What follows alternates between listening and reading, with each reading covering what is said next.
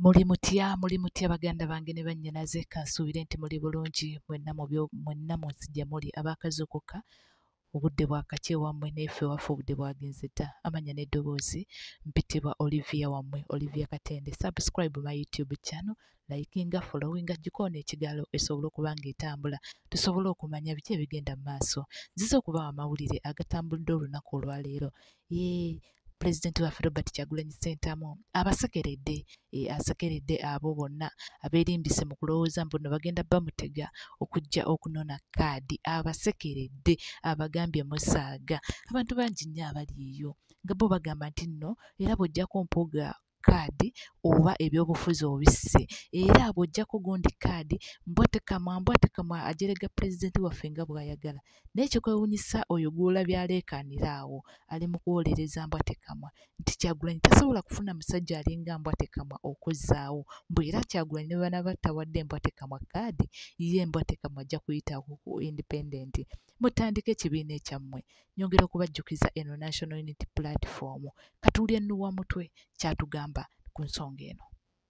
Kyagulanyi oyagala ki? Tunuulira Kakembo era okakasiza bukakasa nti gw'otomuwa mumira tikiti tujja kumuleeta independent atugenda kumuwanguza. Ekyo beerawo ng'okimanyi. Kakembo genda eggulu tiyezze musango. Alina omutwe gwe yeetegeerera si mwana muto. Otunulira Joel Ssenyonyi kisanja kimu. Olina experience Joel Ssenyonyi. Ojjewo abasajja bampuuga bannambeshe bali awo oleese Ssenyonyi. Ekyo kikyamu. Kyagulanyi tuula ku mbeeza otunuulira abasajja owange okubagana ki obukutana ki we n'emitaafu gikwetimbye mu kyenyi kikyo. Nupu ya nnyoko Bobi Wine mwana wa nnyoko oba oli omu ku bafounders ba NUP kiki amabina nga gakubugumye ng'obudde bukyali ng'otukedde okayanira kaadi ya NUP owange ngwa Kakembo tekamwa ow'amaanyi ennyo ate mufaaki ne kaadi ya NUP. Of course NUP yetegenda kumuwa kaadi ekyo tekikyaliko kubuuza kubanga yagoyinga against values z'ekibiina. Abantu bemutuwaanira nti bamaanyi ku ground nga biralamu. Abaffe bemwagala okutiisatiisa abantu NUP yetegenda kumuwa kaadi ekyo tekikyaliko kubuuza kubanga yagoyinga against values z'ekibiina. Abantu bemutuwaanira nti bamaanyi ku ground nga biralamu. Abaffe bemwagala okutiisatiisa abantu nti bano abantu bamaanyi nga mbwa Kakembo tekamwa baaliwa before Bobi Wine. Mbwa Kakembo tekamwa badde fotusojja wa DP nga munaku munnaffe. Mbwa Kakembo tekamwa ne ssente z'ebipande bamusondera nsondere. Yes, abawagizi ba People Power bamusondera nsondere ku kyoto. Mbwa Kakembo tekamwa nga ne transport atambula temulina okugyeka mwoja. Mbwa Kakembo tekamwa nomination fee bamusondera musondere. Gwe gw'oyita w'amaanyi niyo omuntu gw'ogamba nti w'amaanyi mu byobufuzi era inexperience talina na capacity e lobbyinga talina na capacity e fundraisinga. Kati oyo aba agassa ki mu byobufuzi? Ye abaffe ab'amaanyi lwaki temutandika kibiina kyammwe? Nze mbadde nsuubira nti singa His Excellency Kyagulanyi Ssentamu Robert yabadde yeeguya bano aba DP mwana wattu yandikuyima vivi ku ttaka naye temugenda kutunyumiza experience. What have we gained? Oyagala kuŋŋamba nti ne Museveni kyakola kikyamu okuba bannyamutoolo bwa minisita olw'okuba baakayingira gavumenti. Joel Ssenyonyi gw'ozalawa olwaleero Joel Ssenyonyi atulazeeko gwe muzalawa gwe muzze muzalawanga. Mukulu kwata ow'ekitiibwa w'ompuuga n'aba DP buloko n'embwa Kakembo tekamwa mutandikewo ekibiina ekyammwe muba muwulira eryanyi liwera. Muleke kwesiba ku NUP. Mbwa Kakembo tekamwa kino gwe mulundi gwe ogusoose okuyingira paalamenti oyo gw'ogamba nti wakabi nnyo agiyingiriddeko ku jju ya Kyagulanyi. Emabegako wali wonna lwaki abadde tayingiranga paalamenti? olwaleero agiyingiddeko ku lwa Kyagulanyi. Mpuuga gw'oli kutukuba ku maaso nti mumanyirivu era aludde mu by'obufuzi. Lwaki ku mulembe gwa Kyagulanyi wabaddeko leader of opposition? Lwaki ku mulembe gwa Kyagulanyi wabaddeko commissioner wa parliament? Abaffe ebibiina ebirala bibadde tebirabanga bumanyirivu bwa Mpuuga, bibadde tebiraba busobozi bwa Mpuuga. Lwaki olwaleero Kyagulanyi okujja namu obwa leader of opposition namuwa n'obwa commissioner lwe mulabye nti Mpuuga wakabi nnyo era ategeerera ddala. Bombo clat akaliro omujja kawulya boy ground biralamu. Amanyuma tegalina kubuguma. Tereza amanyuma ganyweze boy. Abasharinga video zangu okuva gye twava, thank you. Abazisharinga thank you, at least nziraba kati nina shares nyingi nnyo. Mbasaba temukowa. Ebintu byenjogera wano ku media nzenze kanza abyogera. N'abalala batono nnyo. Wonyamba n'ontambuliza information eno neetuuka ku munna Uganda. Kino kye twetaaga kati ku stage eno. Wogiraba n'ogisirikira olidde mu Uganda lukwe. Okitegeera? Nabagamba Uganda ekyukanga Kenya. Tewali njawulo. Era nembagamba nti history yeddamu bwezzi. Okitegeera? Yeddamu bwezzi. Wabula ffe kiki tulina okukola? Tulina okuyigira kwawo bye bakozesa okwenunula. Okitegeera? Naffe ne tubi apply ngoba ne twongeramu katono. Kye tulina okukola. Munna Uganda nakugamba tuli ku last stage of this revolution. Either okuddamu okugirebuildinga bupya today from grass oba okusula na kyemalira Uganda eterere for good. Tuli ku last stage. Nabagamba video yange jiwe time. Ekintu stage gye tuliko nabyogera omwaka oguwedde. Okitegeera ebifaananyi bingi saagala kuba bino saagala bijjawo. Byonjagala bibeerewo mu Uganda obisome. Sigenda kuleta screenshot eri. Ne video eno najibagamba omwaka oguwedde nga Norbert Mao agenze ku ICC. Yali agala kugulirira era ebigambo byayogera mwabibuulira. Okitegeera ebigambo tebyali bya Mao. ICC we babimugamba nti baagala electoral reforms. Era yabagamba mukyuseemu ku ngeri gye mukwatamu opposition.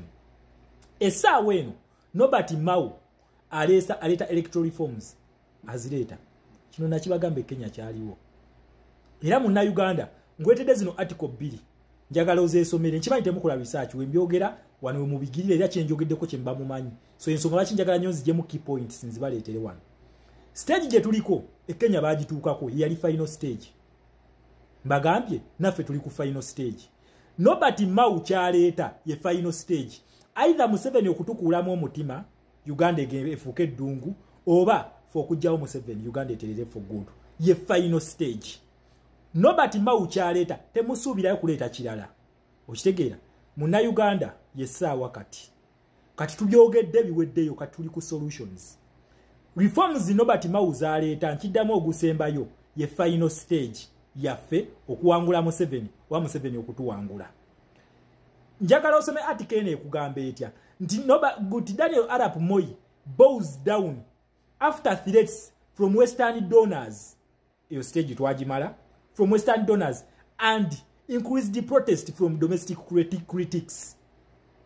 Okitegeera nti abazungu we bateekako Daniel Arap akazito yatuuka nakkiriza n'okwekalakaasa okweyongeranga mugundi okuva mu bantu abamuwakanya nga kweyongedde ku ground byaleetera Daniel Arap Moi okukkiriza. Noti naye sasali nti abazungu bamuteekako gundi. Abazungu baakola ekyabwe. We bamala okukola ekyabwe ne bakirekera bannansi. Then ba politicians abali Biden abali bawakanya ebikolwa bya Daniel Arap Moi baddayo ku ground nga reforms zino zizze. Okitegeera?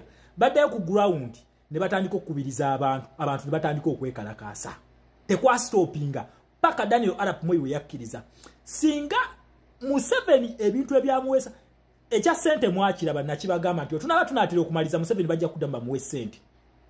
Bazi wa Daniel Arap Moi zali milioni 3 ku Daniel Arap Moi. Museveni bamuwadde milioni $6 lukaaga. Nemba gamba nti Daniel Arap Moi yasaba amnesty ye n'ababbi banne baleme kwatibwako. Daniel Arap Moi tebamuteekako misango. Museveni mwalabe ICC ngeyongezaayo gwa Koni. Obayongezaayo musango gwa Museveni kuguulya sigwa Koni nesasalire. Kubanga Koni yayowabirwa Museveni. Ati tosobola kuwozesa muntu gweda inawo omusango. Kati omusango waffe gwe twawozesa Museveni engeri gwe twawabira Museveni ogulina omwozesebwa mu ICC engeri gikufaanagana n'ogwa Koni kwe kwongezaayo ogwa Koni. Bayongeddeyo gwa Museveni indirectly. No, just bino solo kitegeera sengo badde following ekintu kyonna bagamba revolution esobola okwewa n'ogiraba. I thank God nti I'm one of them abagiraba. Okitegeera? Nti batuzanye pesa ne manya nti ekisi kingisiza wano tukwata wali.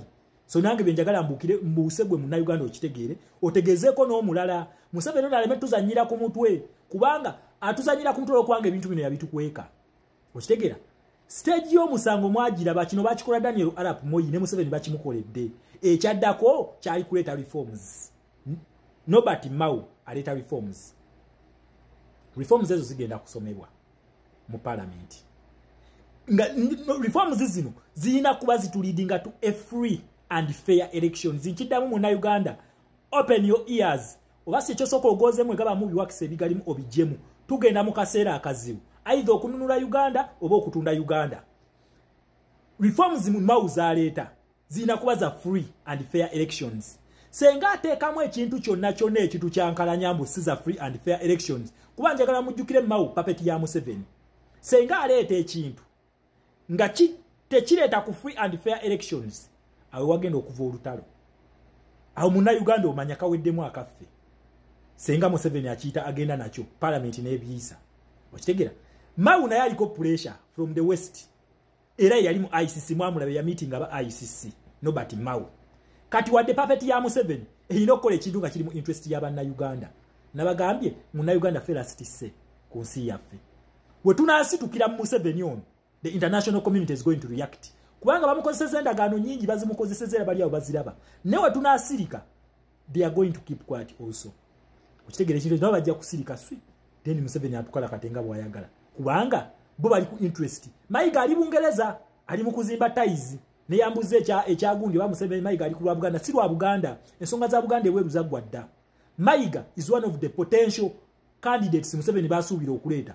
Abavugire abateekeo abafronting then yatuvugire mu kyekyali ewa Mugabe banasi bezimbabwe basirika n'abaleetera munagwagwa kati yakyabakala katane kati. Okitegeera ekintu ekyo Museveni not necessarily nti agenda kuleeta Muhoozi.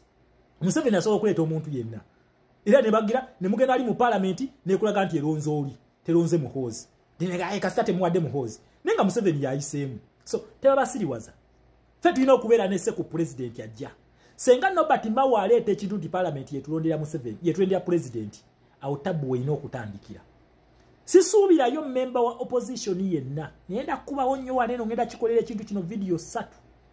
Sisuubira member wa opposition yenna agenda kutuula kutandika ku discussinga kiteese ekyo mu parliament yetusindikire mu mujja kirwanyisiza mu parliament. Bino ebajjeno ne batusiriwaza tulina okubeera wali abantu batusindika tubakiikirire simanyi tulwanyise ekintu kino. Tebakulimba nti waliyo politician yenna asobola okustopinga ekintu kya Museveni kyayagala ng'ayitira mu front ye kebere NUP. Tesobola. Era ekintu kino Senga Nobert Mao akireeta bw'ati n'akiyisaawo nga kirimu ekya parliament okutulondera president.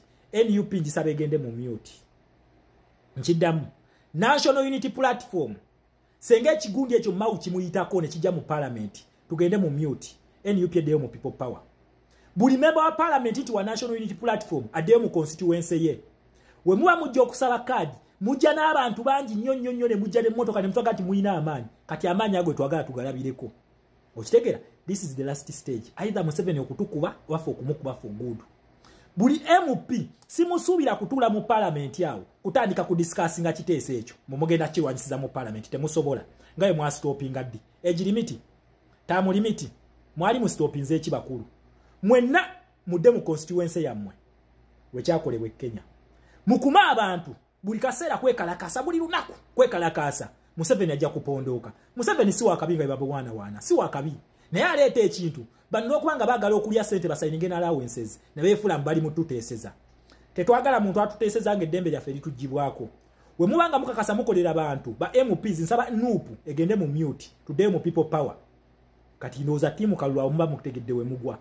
Tuddeyo mu people power ekintu ekirina okukolebwa bakiyita mass mobilization oba popular mobilization. Senga Nobert Mao aleeta ekiteeso kino ne bakisoma mu parliament yaabwe nga kirimu okutujjako eddembe lyaffe olw'okwerondera president. Ekintu ekiddako bakita popular mobilization oba mass rising. Buli member wa parliament totuteeseza dayo mu constituency yo ositula abantu abo be mujja nabo nga mujja okutusaba kadi. Activism gye mutugamba mutujja genda wadde ekibiina abiyise tubirwanyisize wali temutusiriwaza tutegeera kati kuddayo buli omu mu constituency ye tulwanyise ekintu kino aba NRM kale bomubaleke tujja bakyaliranga ewaabwe batubulye kibali mu kuteesa obateeseza ffe obateeseza Museveni aba NRM tujja bakyalira ngenda kwogera nnyo ku kintu kino kwa stage gye tuliko final stage in both foreign policy and internal politics wano wekiri okitegera last stage gye bayita popular mobilization singa Nobert Mao atuzanyirako nsaba nupu egende mu mute today mu people power fenna neba MPs mwenna temutusiriwaza timugenda kututeeseza mu kirwanyisize wali ku front ya Anita Amongo temutusiriwaza so muna Uganda get ready ekijja ye final stage aida Museveni okutukuba obafa okumujjako for good senga tuyitako wano muli kabira bweza